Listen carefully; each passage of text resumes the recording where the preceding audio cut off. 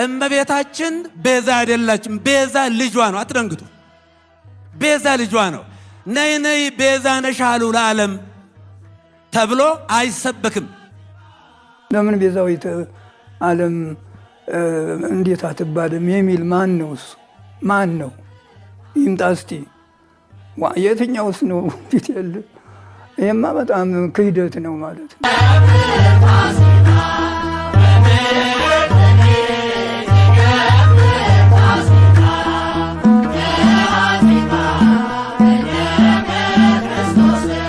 በስመ አብ ወወልድ ወመንፈስ ቅዱስ አሐዱ አምላክ በቅድስት ሥላሴ እንዘ አምን ወእትመሐፀን ክህደከ ሰይጣን በቅድመ ዛቲ እመ ቅድስት ቤተ ክርስቲያን እንተ ይእቲ ስምየ ማርያም ጽዮን ለዓለመ ዓለም አሜን። አማን አማን እብለክሙ አልቦ ዘያቢ ወይሄይስ እምዝንቱ ፍቅር ከመ ብእሲ ዘይሜጡ ነፍሶ ቤዛ ነፍሰ ቢጹ። ዮሐንስ ወንጌል ምዕራፍ 15 ላይ ነው የሚገኘው። ይሄ 19 ቁጥር። እንግዲህ እውነት እውነት እላችኋለሁ ለወንድሙ ነፍሱን ቤዛ አድርጎ ከመስጠት የበለጠ እና የሚሻል የለም። ይህ የወንጌል ቃል ነው፣ የጌታ ቃል ነው። ነፍሱን ለወንድሙ ስለ ወንድሙ ቤዛ አድርጎ ከመስጠት የበለጠ ሌላ የለም። ይህ ማለት እንግዲህ በመጀመሪያ ደረጃ ቤዛ የሚለውን እንተነትናለን ማለት ነው። ቤዛ ብዙ አይነት ትርጉም አለው እና የመጀመሪያው ቤዛ ዋናው የጌታችን ቤዛነት ነው። መድኃኒታችን ኢየሱስ ክርስቶስ በዕለተ ሐሙስ ማታ ደቀ መዛሙርቱን ግብር ይዞ አገባ።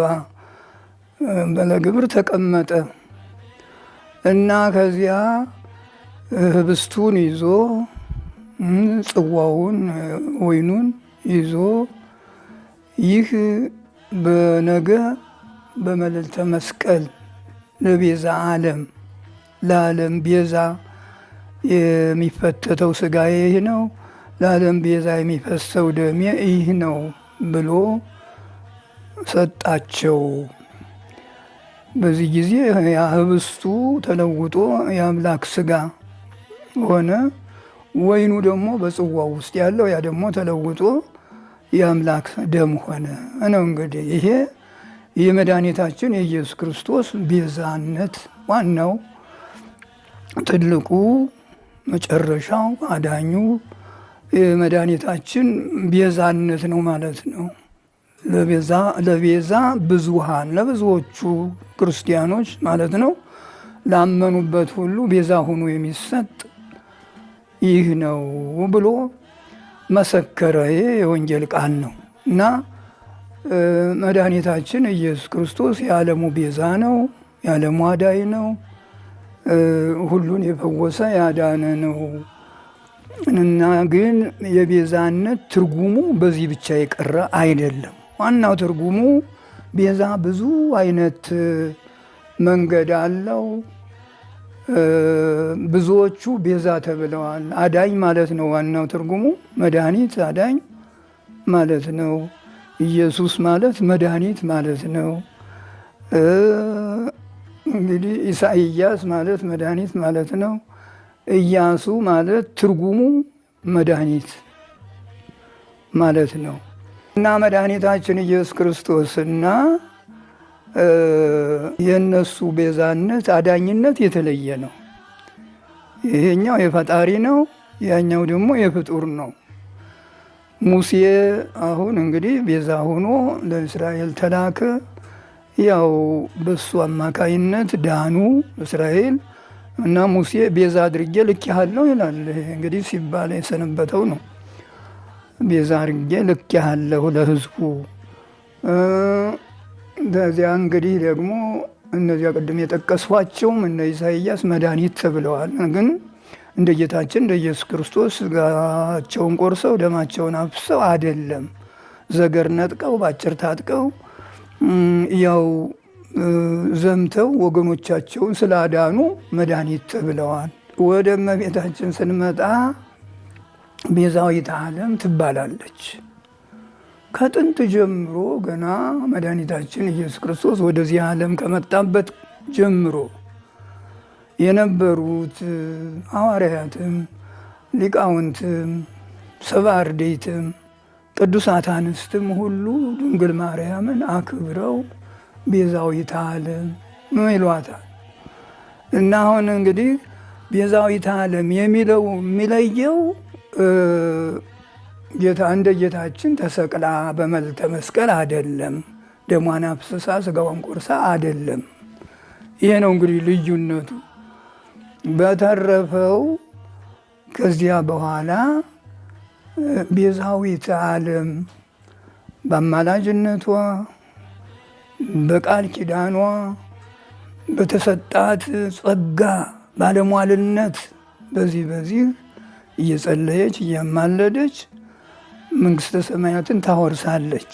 ይምርላታል። ልጇ ራሱ እንዲሁ ይታዘዝላታል ብንል ምንም ከመጽሐፍ ቅዱስ ይወጣ አይደለም። ይሄ ልጅ ለምንድን ነው እንዲህ ያደረገን? አሁን እንግዲህ ከበዓሉን አክብረው ወደ አገራቸው ሲመለሱ ወደ ገሊላ ሲመለሱ ጌታ እዚያ ቀርቶ ነበር። ዮሴፍና እመቤታችን ግን ከልጆች ጋራ ነው ከሰዎች ጋራ ነው ብለው ዝም ብለው ሄዱ። ግን እዚያው ቤታቸው ሲገቡ ከጎረቤት ቢጠይቁም ቢፈልጉም አላገኙትም። ምክንያቱም እሱ እዚያ የመጣለት ለዓለም ቤዛ ነውና ለማስተማር ቀርቷል እዚያ ከበዓሉ እና ግን እየፈለጉት ሄደው ያለችው ነገር አንድ ልጅ ብላ ጠራችው። ይህ ነው እንግዲህ የቤዛ እናት። ቤዛ ልጅ ማለት ንጉሠ ሰማይ ወምድር ነው፣ አምላከ ሰማይ ወምድር ነው እና ድንግል እመቤታችን ማርያም ልጅ ለምን እንዲህ አደረግ አለችውና እኔ እኮ ያለሁት እዚሁ በአባቴ ቤት ነው። ያው እንግዲህ ያ የእግዚአብሔር አብ ቤት ነው። ያ በዓሉ ማክበሪያ ምኩራቡ መቅደሱ የእሱ ቤት ነው። እዚህ ነው ያለሁትኝ አላቸውና አብሯቸው ሄደ። ይታዘዛቸው ነበረ። አሁን እንግዲህ እመቤታችን ቅድስት ድንግል ማርያም አምላክን እግዚአብሔር ወልድ በተለየ አካሉ ከሦስቱ አካል አንዱ አካል እግዚአብሔር ይባላል። እግዚአብሔር ወልድ ይባላል። ልጄ ብላ አዘዘችው። ደግሞ ይታዘዛቸው ነበረ እና እስከ ማዘዝ ነው ልጇ ነውና ይሄን አድርግልኝ፣ ይሄን ስራልኝ፣ ይሄን አድንልኝ ብላ ትማልደዋለች፣ ትነግረዋለች። ይህ የፈቃዱ ነው። በባህሪው አገብሮ የለበትም። ነገር ግን ከእመቤታችን ከቅድስት ድንግል በነሳው ሥጋ ይታዘዝ ነበረ እና እያዘዘች ይሄን አድርግልኝ የቃና ዘገሊላው ወይንም በዚያው ነው የሚላችሁን ሁሉ አድርጉ ብላ አሳስባ፣ ወይን የላቸውም ብላ አሳስባ፣ ያው እሷ ባሳሰበችው መሰረት ነው እንግዲህ ጌታም ያን ሀሳቧን ተቀብሎ እነዚያን ጋኖች ውሃ ሙሏቸው ብሎ አዘዘ። ውሃ ሞሉ፣ ጠጅ ሆነ፣ ወይን ሆነ ማለት ነው። እና ይህም የእመቤታችን አሳሳቢነት ነው፣ ብታሳስበው ነው። እና እንግዲህ ይሄ ቤዛዊተ ዓለም ያሰኛታል። ምክንያቱም እሷ ልጇን እየማለደችም እንደ እናትነትም እያዘዘችም እንደ መጽሐፉ ይታዘዝ ነበረ ይላል። በኢሳይያስ 45 ምዕራፍ አለ። እግዚአብሔር እንዲህ አለ፣ እዘዙኝ፣ የማደርገውን ሁሉ እዘዙኝ አለ። አሁን እግዚአብሔር አምላክ አይታዘዝም። የባህሪ አምላክ ነው፣ ሁሉን አዛዥ ነው እንጂ አይታዘዝም። ግን ይሄ የሚተረጎመው ለመድኃኒታችን ለኢየሱስ ክርስቶስ ነው። እዚያ ሄዶ ከሉቃስ ወንጌል ይጨመራል ይሄ ትርጉም። እዘዙኝ ያለው ቃልና ይታዘዝላቸው ነበር ያለው ኢየሱስ ክርስቶስ ይታዘዝ ነበረ ለእናቱ ለዮሴፍ ለሁሉ ያው ይታዘዝ የነበረ ስጋን ተዋህዷልና ነውና ቤዛዊተ ዓለም ትባላለች። ምክንያቱም በዚህ በምታደርገው በምትሰጠው ድህነት እንደ እናትነቷ የአምላክ እናት ናት፣ የንጉሥ እናት ናት። የንጉሥ እናት እንኳ ንግሥት ትባላለች። እየማለደች እዚያ ልጅ እንዲህ አድርግ እያለች ስለምታማልድ ስለምታሾም ስለምታሸልም ማለት ነው። እና መድኃኒታችን ኢየሱስ ክርስቶስ ለእናቱ ይታዘዝ ነበረ። እሱ ቤዛ ዓለም ሆኖ ቤዛዊተ ዓለም ትባላለች። ግን ልዩነቱ ቅድም እንደጠቀሱት ነው። እሱ ስጋውን አፍሶ ደሙን ቆርሶ ደሙን አፍሶ ነው። እሷ ደግሞ በጸሎት በባለሟልነት ፍቅርተ ሥላሴ ተብላ የሥላሴ ባለሟል ተብላ ከእግዚአብሔር በታች ሁና ሁሉን ስለምታደርግ ቤዛዊተ ዓለም ትባላለች። ይኸውም እንደ እንግዳ ደራሽ እንደ ውሃ ፈሳሽ ሳይሆን ተይዞ የመጣ ነው። ሁሉ ሊቃውንት ሁሉ አመስግነዋታል። ይህን የሰጣትን ቃል ኪዳን ይዘው የሰጣትን ቃል ክብር ይዘው ያ እኮ ከእሱ የነሳው ስጋ ነው እኮ አምላክ። አሁን እንግዲህ መለኮትን ስጋ መለኮትን ተዋሃደ፣ ሰው አምላክ ሆነ፣ አምላክ ሰው ሆነ ስንል ይህን ልብ ብለን ማስተዋል ያስፈልገናል ሁላችን። አሁን መለኮት ስጋ የለው አጥንት የለው። አሁን እንግዲህ ያ ረቂቁ መለኮት የእመቤታችንን ስጋ የሚዳሰሰውን ስጋ ነስቶ ለብሶ ያ ስጋ ደግሞ የባህሪ አምላክ ተብሏል። ያ ነው እኮ እንግዲህ ከእሷ የነሳው ስጋ እኮ ነው አምላክ የሆነው። እና ቤዛዊተ ዓለም የምትባለው በዚህ ነው። ያ ከእሷ የነሳውን ስጋ ከመለኮቱ አዋህዶ አምላክ አድርጎ ስለሚያድንበት ዓለምን ስላዳነ ቤዛዊ ዓለም እሱ የዓለም ቤዛ ተብሎ እሷ ደግሞ በዚህ ባለው ቅድም በጠቀስነው ሁሉ ሕሙማንን በመፈወስ ስንቱን ታምራት በማድረግ እያዳነች የፈወሰች ወላዲተ አምላክ ብለው ሲጠሯት ፈጥና እየደረሰች ስለምታድን ወላዲተ አምላክ ቤዛዊተ ዓለም ትባላለች። እና እንግዲህ አባቶቻችንም በየድርሳናቸው በየዝማሪያቸው ደርሰውላታል፣ ዘምረውላታል ቤዛዊተ ዓለም እያሉ። አሁን ቅዱስ ያሬድ በዝማሬው መዋሥዕት ማርያም ዘወርቅ ጠረጴዛ አለፍ ብዬ ልበለው እንዲያጥር ማርያም ዘወርቅ ጠረጴዛ ይኩነነ ቤዛ ንግደትኪ ቁስቋም እምሎዛ። ይህ ዝማሬ ነው የቅዱስ ያሬድ። እንግዲህ ይኩነነ ቤዛ ንግደትኪ ማለት ጉዞሽ ወደ ግብፅ የተሰደድሽው ስደት የተጓዝሽው ጉዞ የደከምሽው ድካም ለእኛ ቤዛ ይሁነን። ታዲያ የምንድን ነው? ከቅዱስ ያሬድ ልንበልጥ ነው? እሱ ሰማየ ሰማያት መጥቆ እዚያም እመቤታችን ካለችበት ገብቶ መላእክት ሲያመሰግኗት ሰምቶ መላእክት በልሳነ እሳት ይሴብሑኪ ብሎ ሰምቶ በእሳት አንደበት በዚህ በውሸታም በኛው ሳይሆን እሳት በሚተፋ እሳት እንደ እሳት በሚነድ ረቂቃን በሆኑ በመላእክት አንደበት ሰምቶ ሲያመሰግኗት መላእክት በልሳነ እሳት ይሴብሑኪ። ይህ ነው እንግዲህ መላእክት በእሳት አንደበት የሚያመሰግኗት ንግሥተ ሰማይ ወምድር ወላዲተ አምላክ ማርያም ቤዛዊተ ዓለም። ይህን ነው ተዚያ መጥቶ ነው እንግዲህ ይህን ሁሉ ድርሰት የደረሰላት። ስደትሽ፣ ረሃብሽ፣ ጽምሽ፣ መከራሽ ከሎዛ ኢየሩሳሌም ነው ሎዛ ያለች አንድ ሰፈር ናት።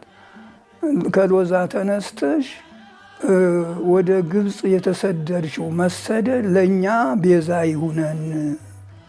ከዚህ የበለጠ ማን አለ? ያውና አባ ጊዮርጊስ ሁሉ እነ ስንቶቹ ሊቃውንት በመንፈስ ቅዱስ እየተመሩ ቤዛ ቤዛ ቤዛ ብለዋታል። እና ይህንን የማያምን ትውልድ ካለ ለምንድን ነው ምንድን ነው እንግዲህ እንዲያው መልከ ማርያም እንኳ ያልተማረ ይኖራል እንዴ? የኢትዮጵያ ንጉሥ አፄ ናዖድ የተባሉት መልከ ማርያምን የጻፉ እሳቸው ናቸው። በመንፈስ ቅዱስ እየተመሩ ኢትዮጵያን እየመሩ በትርፍ ጊዜያቸው እየጸለዩ ተገልጾላቸው አሁን ቤዛ ብለዋታል። ቤዛ ማለት ደግሞ ጠበቃ ዋስ ማለትም ጭምር ነው። ሰላም ላይናፍኪ መሳከወ ሰናይ መዓዛ ይሄይስ ፈድፋደ እምፄና ስሂን ዘጠረጴዛ ማርያም ድንግል ለሕይወቴ ምርጉዛ ሰዋስው ዘምድረ ሎዛ እንተሬኪ ወሬዛ አመይ ለተፍዳ ኩንኒ ቀውመ ወቤዛ። በፍዳ ቀን በፍርድ ቀን በዚያ ቀን ዋስና ጠበቃ ቤዛ ሁኝኝ። ይህ አይደለም ንጉሡ የጸለዩት የለመኑት? ለምንድን ነው የድሮ ሊቃውንት ቤዛ ብለው ሲጠሯት የአሁኖቹ ማን ነው የሚቃወም? ማንም የለም። ሁሉ እንዳንድ ልብ መካሪ እንዳንድ ቃል ተናጋሪ ሁኖ በኢትዮጵያ ኦርቶዶክስ ተዋሕዶ ቤተ ክርስቲያን ስም ከሊቃነ ጳጳሳት ጀምሮ ቤዛዊተ ኩሉ ማይላት የለም እና ቅድም እንዳልነው ልዩ ነው። የእሱ ያው በመልጠ መስቀል ተሰቅሎ ነው። እርሷ ደግሞ የአምላክ እናት ናትና በምድር ላይ ሆና በገነት ሆና በመንግስተ ሰማይ ሆና አሁንም ቢሆን አስቀድማ መንግስተ ሰማያት የገባች ንግስት ናት። ለምን ቤዛዊተ ዓለም እንዴት አትባልም የሚል ማን ነው? እሱ ማን ነው? ይምጣ እስቲ። የትኛውስ ነው? እንዴት ያለ ይሄማ በጣም ክህደት ነው ማለት ነው። እና ይኩነነ ቤዛ ይኩነነ ቤዛ ጸሎትኪ ረድኤትኪ ቤዛ መንፈስ ቅዱስ ያደረባት ናት። እግዚአብሔር ደግሞ ከእሷ ጋር ነው። እኔስ እንዲያው ሉቃስ በወንጌሉ ምንድን ነው ተፈሥሒ ፍሥሕት ወምልዕተ ጸጋ ቡርክት አንቲ እምአንስት፣ ከሴቶች ተለይተሽ አንቺ ተባረክሽ። የማይጸንሽ ፍሬም እንዲሁም እሷን ያስቀደመው የማይጸንሽ ፍሬም ቡሩክ ነው። አክብሯታል እሱ መንፈስ ቅዱስ ነው ይሄን የተናገረው። እንግዲህ መንፈስ ቅዱስ ይመጣል ወደ አንቺ፣ የልዑል ኃይል ይጸልልሻል። ቤዛ ማለት ጥላ ማለት ነው እኮ። ይጋርድሻል ከማንኛውም ነገር ለመጠበቅ የልዑል ኃይል መንፈስ ቅዱስ ይጋርድሻል፣ ቤዛ ይሆንሻል ማለት ነው። እንግዲህ ከእኛ ሲለያት ነው እንግዲህ ከዓለሙ ሁሉ እና እንዲህ ያለ ጸጋ የተሰጣት የአምላክ እናት ቤዛዊተ ዓለም ንግሥተ ዓለም ንግሥተ ሰማይ ወምድር ነው እና ተሷ ጋር ማንስ ነው ቀና ብሎ የሚያየው? ማን ነው ደግሞ የሚቃወመው የሚከራከረው? የትኛው ነው? ስትነሳ እንደገና ነው እንግዲህ ዝም ብሎ ባለማስተዋል ሊሆን ይችላል፣ በሩጫ መሆን ይችላል እና ዓለሙ መጥፎ ነው። ከዚያም ዝም ብሎ መዘበራረቅ አያስፈልግም። እንግዲህ የእመቤታችን ቤዛነት ዓለም ሁሉ የተቀበላት ነው። የኛ ቤተ ክርስቲያን አይደለም ይሄን የምትል ሁሉ እንግዲህ የግብፅ፣ የአርመን፣ የሶሪያ፣ የህንድ እነዚህ ሁሉ እኛን የሚመስሉን ሁሉ አክብረው የራሽያም ሌላው ቀርቶ ምናልባት የካቶሊኮቹ ሳይቀር እግዝእትነ ማርያምን በጣም አሞግሰው አክብረው ነው እና ይሄ በእኛ ቤተ ክርስቲያን እንዴት ሆኖ ነው ምን ይህን ያህል እልፍ አእላፋት ሚሊዮን ምእመናን ያሏት እንደ እሳት የሚያቃጥሉ እንደ ቀትር ንብ የሚናደፉ ሊቃውንት እያሏት በእውነት እመቤታችን ቤዛዊተ ዓለም መባል አሁን የተጀመረ አይደለም። ገና ጌታ ሰው ሲሆን ነው፣ ቆጥረን አንዘልቀውም በየድርሳናቱ ያለውን እና ደግሞ እንግዲህ ይህን አብሬ መግለጽ እፈልጋለሁ። ሁሉም የወንጌል ልጅ ነው፣ ከወንጌል የተወለደ ነው። ገድሉም ድርሳኑም ተአምሩም መቅድሙም ከዚህ ከመጽሐፍ ቅዱስ ከፊቴ ከተቀመጠው ውስጥ ነው። እንግዲህ ወንጌል መክበበ መጻሕፍት፣ የመጻሕፍት ሁሉ መንጫ መፍለቂያ አለቃ ጠበቃ ነው ወንጌል። እኛ ወንጌልን ጥሩ አድርገን ነው ከነ ትርጓሜው ከነ ምሳሌው ከነ አመጣጡ ነው የምናምንበት። ከወንጌልም ወጥተን የት እንሄዳለን? ከዚያ እየተቀዳ አንዷ ቃል እየተተነተነች ትርጉም እየተሰጣት አንድም እንደዚህ አንድም እንደዚህ እየተባለ ነው እና ይሄ ገድሉም ድርሳኑም ይከበራል፣ ክቡር ነው። መከራችሁን አይተው የሰሩት ነው እና አባቶቻችን ሐዋርያትም ቅዱሳንም ሂዱ፣ አስተምሩ፣ ድዌዎችን ፈውሱ፣ ሙታንን አንሱ። ከሪያ ከዚህ የበለጠ ምን ቃል ኪዳን አለ? እመቤታችን ከዚህ በላይ ናት።